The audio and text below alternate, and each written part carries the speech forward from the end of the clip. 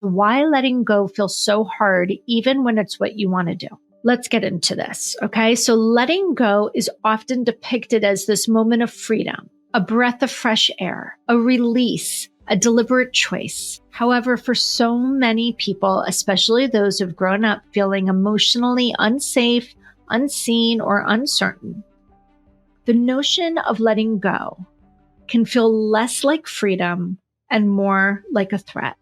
It can seem almost like a failure when you can't do it and a setup for another crash. So over the past 4 weeks, I've had this beautiful privilege of moderating several book discussions on the Let Them theory in a town right next to mine in Bernardsville. It's just been the most amazing opportunity to meet with like-minded people and to talk about this book. And the book has received a tremendous amount of great acclaim for its empowering message, which is stop controlling, start releasing, and let people be who they are. However, during every moderated session, there was something familiar that emerged. And what that was letting go sounds powerful in theory, but in practice for so many, it can feel like an impossibility. Some people shared things like they can't do it, or even worse, why can they do it and I can't? What am I doing wrong? I know I should be able to let go, but why does doing so make me feel worse? And my response was very straightforward. Everyone can let go, but not everyone's nervous system is primed to do so right now. Because here's the thing, letting go of control requires something that many of us lack. And that's a sense of internal safety. This is not about willpower, guys. This is not about a mindset flip. This is about the rewiring of our nervous system. I've known this for a long time, but those conversations really deepened my understanding of why letting go is so tricky for so many people, especially of those whose nervous systems have adapted to survive by holding on tightly. Hear that again. Their nervous systems adapted to survive. That sounds huge. That sounds like some big thing. It's not. This is what we do as humans. We sense a threat, real or perceived, and we have to adapt. It's our natural animal instinct, and controlling an outcome is a really smart, brilliant, beautiful adaptation. My theory is this: letting go feels impossible because our nervous systems have assessed the risks and have responded the only way it knows how, which is by exerting control. And as a result, we grip tightly. And until we feel safe emotionally, physically, relationally, letting go doesn't feel like freedom. It feels like vulnerability and exposure. So I want to talk about why and when control feels safer than surrendering and letting go. Control is not a personality flaw. As I mentioned before, it is a survival strategy. When someone hasn't consistently felt safe in their body, in their home, in their relationships, they may cling to anything that offers a sense of predictability, even when that control is starting to cost them their peace. What is often overlooked is that a lack of safety doesn't come from a dramatic or chaotic trauma. Sometimes it just stems from experiences that are more subtle and really socially accepted. Maybe you grew up feeling unseen or unheard or unimportant in some way. Many people feel like love had to be earned. I know that that really resonates with a lot of people.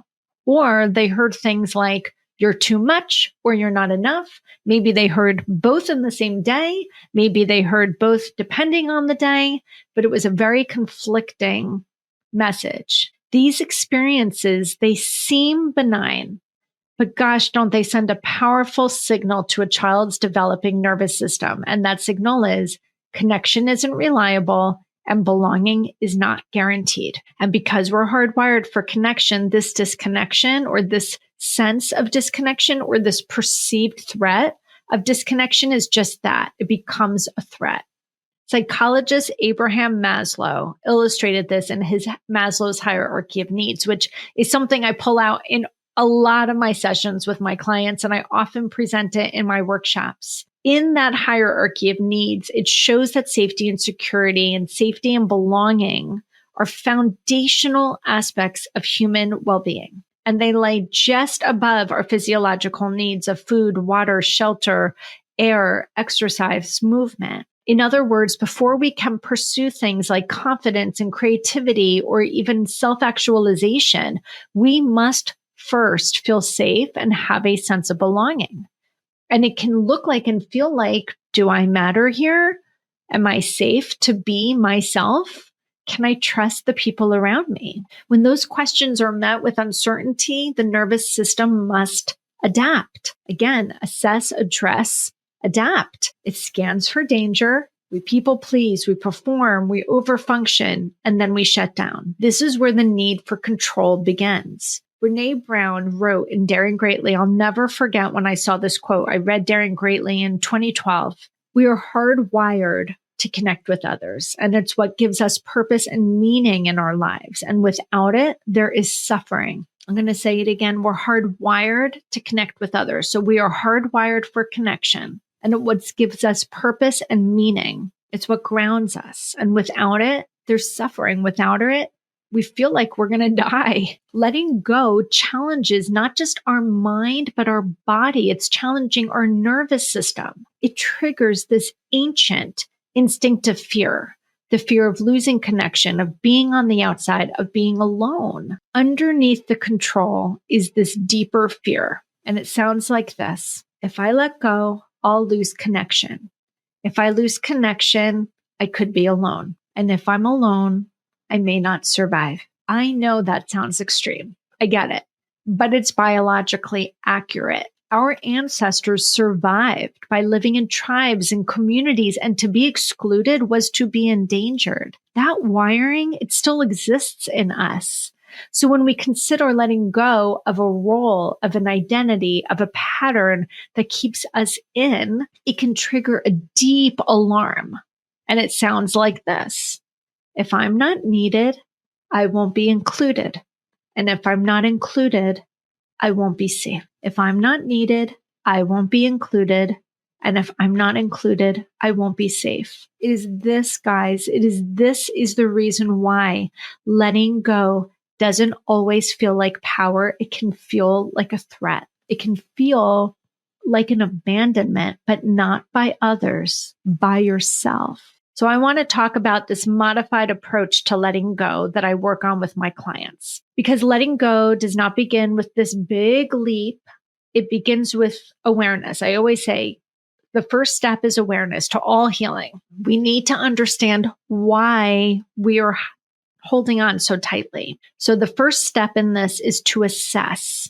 Where are we gripping? What are we holding on to? What are we trying to prevent by holding on so hard? And then we get to address, okay, what fear lies beneath that grip? What part of you believes that something bad will happen if you allow yourself to let go?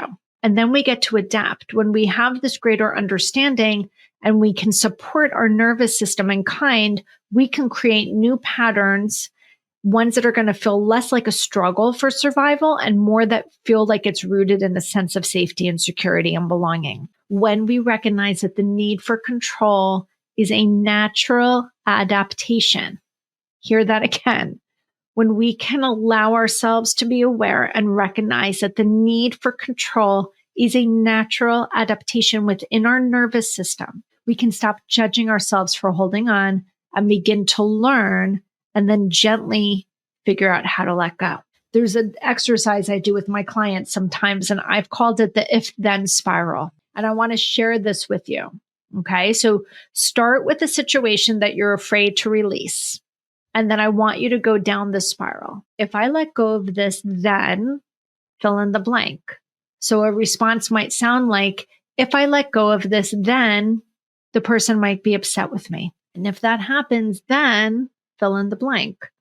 So if that happens, then they'll pull away from me. And if they pull away, then fill in that blank. So perhaps it sounds like, if they pull away, then I'll feel rejected or abandoned. Well, if I feel abandoned and rejected, then I'll believe I'm unworthy. And if I'm unworthy, then I could end up alone. And if I end up alone, I won't be safe. It won't feel safe. Think about that. How does that hit for you?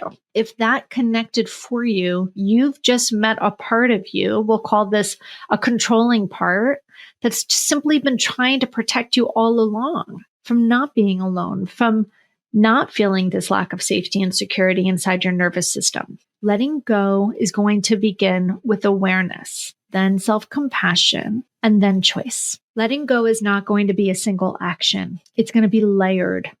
And it's going to be an embodied practice. So an ongoing practice of unlearning the belief that safety only comes from being in control. And this journey isn't going to be about becoming passive. It's about becoming anchored in yourself, connected to yourself, step by step, breath by breath. You'll be able to gradually ease your grip and start with something new. True safety does not stem from controlling your surroundings, but it actually arises from trusting what's within. Thank you so, so much for listening to today's podcast. I really hope that this connected with you in some way, shape, or form. And if it did, I would love to hear from you. You can comment wherever you hear your casts. If you're watching this on YouTube, please leave a comment. I try to always respond.